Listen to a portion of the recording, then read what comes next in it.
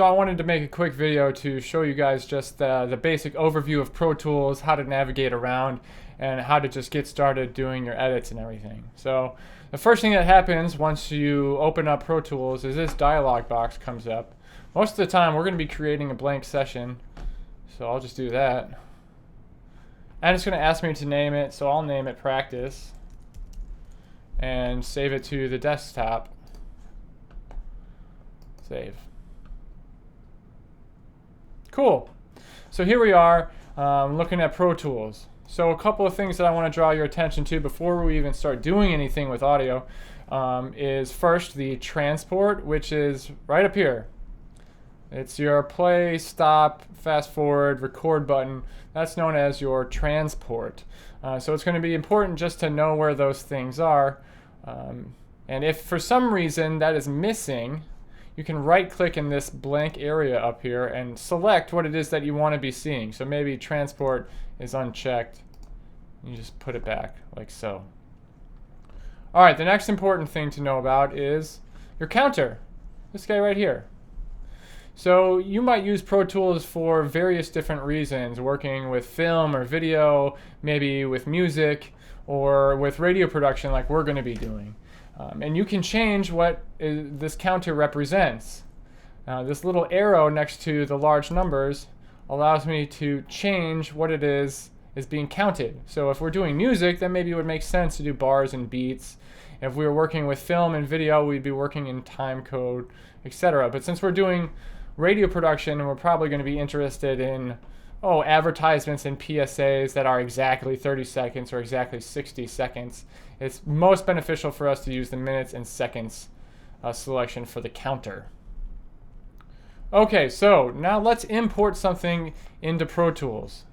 Now there's lots of ways to do things in Pro Tools, and typically there's long and short ways. So I could go the long way and do File, Import, Audio, and locate a file that I want to import and go through all that, but it's not exactly necessary. What I can do is find something that I want to put in there, like the source.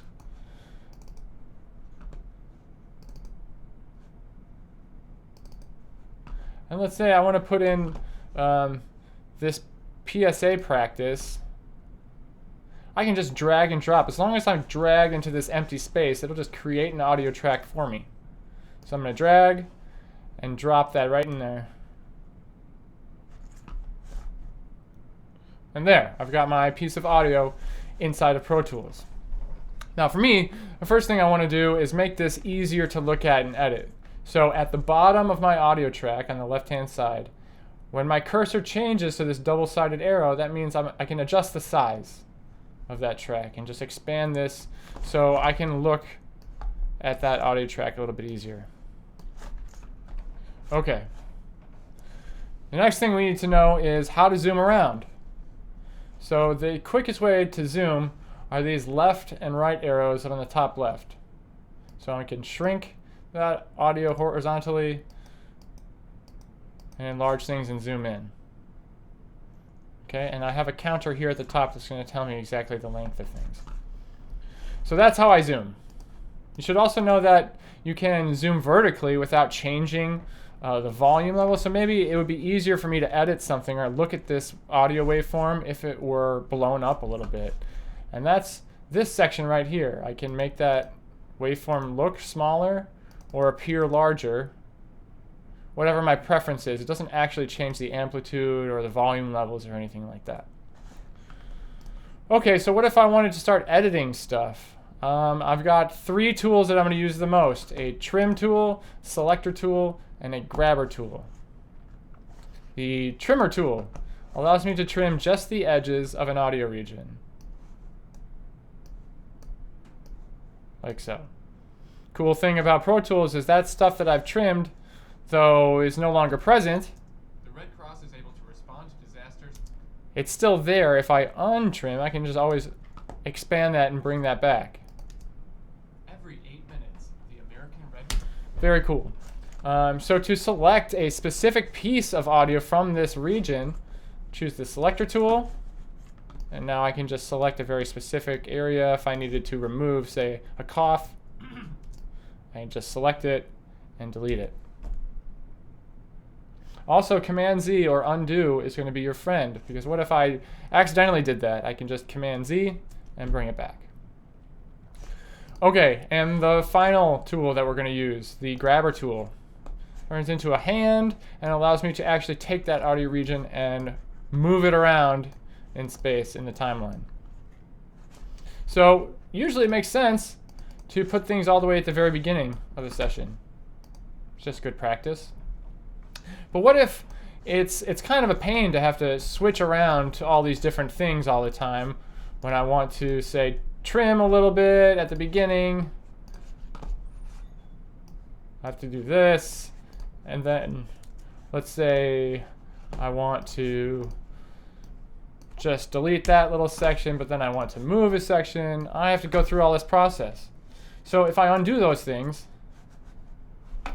there's a unique opportunity for me to do all of those at once. There's a little bar here that goes over those 3 tools we've been talking about. If I click on that, all 3 tools become selected. And what happens, this is called the Smart tool. Now what I can do is kind of go, based on the cursor location on this audio region, I can do all those different functions. So if I'm on the bottom half of this region, I have my grabber tool. If I'm on the top half, I have the selector tool. If I'm on the left or right side, I have my trimmer tool.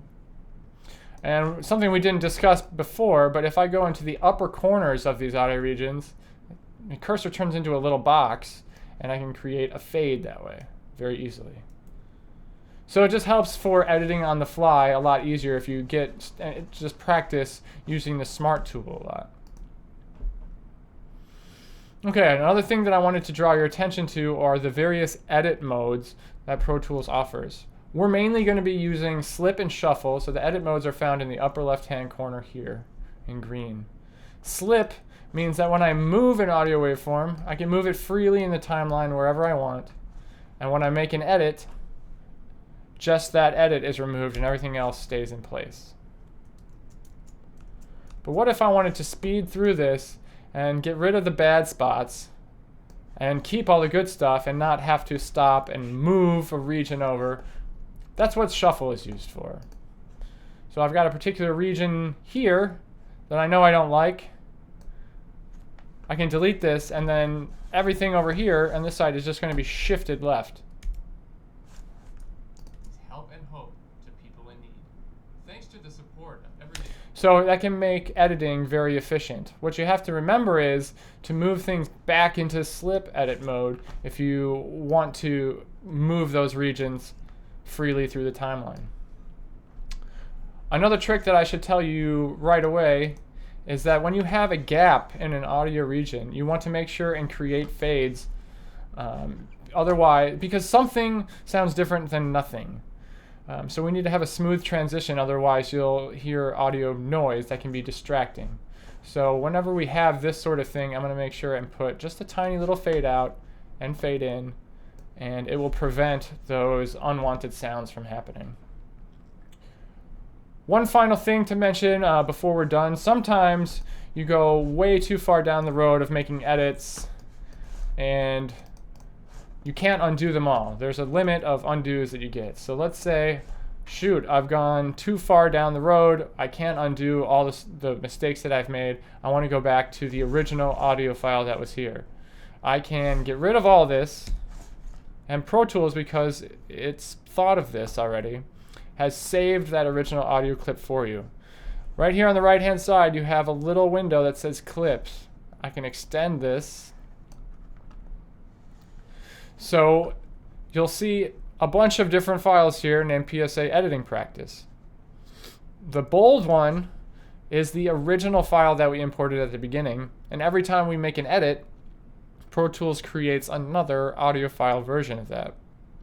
So if I want to go back to the original, I just find the bold file, and I can literally drag and drop that back onto my timeline, my audio track, and there I have the original before I made any changes. So it's sort of a fail-safe that Pro Tools always keeps those things there for you.